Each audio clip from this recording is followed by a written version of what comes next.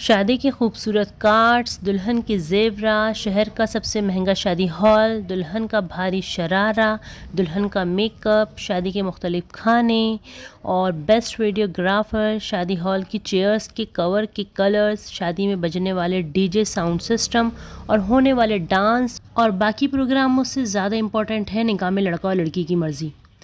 دیکھیے، اگر یہ عالیشان شادی آپ کی اولاد کی مرضی کے خلاف ہو رہی ہے تو یہ نکاح باطل ہے، انویلڈ ہے۔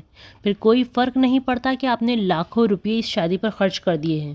دیکھیے، اگر آپ کا بچہ یا بچی شادی کے لیے اپنی پسند کا اظہار کرتے ہیں تو یہ کوئی غلط بات نہیں ہے، کیونکہ یہ حق انہیں اللہ نے دیا ہے، یا ان کے لیے ایسا رشتہ آتا ہے جو مناسب بھی ہے اور بچی کو پسند بھی ہے تو آپ فوراً اس کا نکاح وہاں کر دیں۔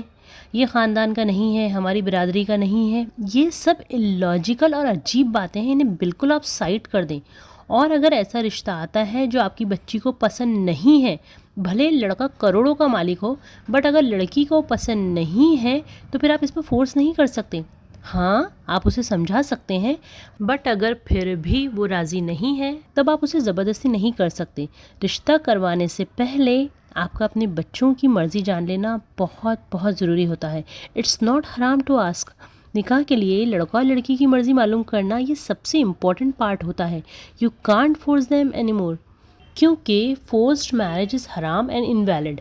دیکھیے، وہ لوگ جو اپنی برادری، خاندان اور قبیلے کے علاوہ کہیں اور اپنی بیٹیوں کی شادی نہیں کرتے اور انہیں گھروں میں بٹھائے رکھتے ہیں، بھلے باہر سے کتنے ہی نیک اور بہترین رشتے آ کر واپس لوٹ جائیں، انہیں کوئی فرق نہیں پڑتا۔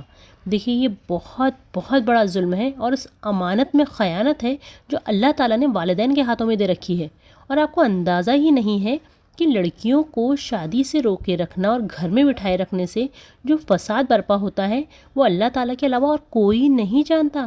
اور ذرا نظر اٹھا کر معاشروں کو دیکھیں اور محسوس کریں کہ کیا کچھ نہیں ہو رہا ہے یہاں، جبکہ ایک حدیث میں آتا ہے کہ نبی صلی اللہ علیہ وسلم نے والدین کو صاف طور سے الرٹ کیا ہے کہ جب تمہارے پاس ایسا رشتہ آئے جس کا دین اور اخلاق تمہیں پسند ہو تو اس کی شادی اپنی بیٹی سے کر دو، اور اگر ایسا نہیں کرو گے تو پھر زمین میں وسیع و عریض فتنہ برپا ہوگا۔ اور آپ دیکھو گے کہ اگر غور سے تو آپ کو پتہ چلے گا کہ صحیح وقت پر لڑکے اور لڑکیوں کی شادی نہ کرنے کی وجہ سے آج ہمارے نوجوان بہن اور بھائی کس راستے پر جا رہے ہیں۔ ہر قسم کی حرام ریلیشن شپ ڈیولپ ہو رہی ہے، کھلم کھلا زنا ہو رہا ہے۔